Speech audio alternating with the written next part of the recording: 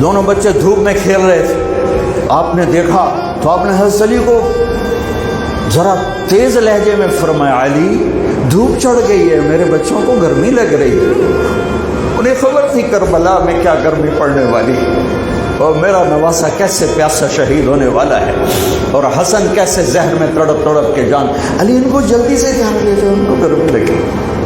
دونوں کو رونے کی آواز آئی تو جلدی سے آ گئے، کہا فاطمہ تجھے پتہ نہیں ہے ان کا رونا مجھے دکھی کر دیتا۔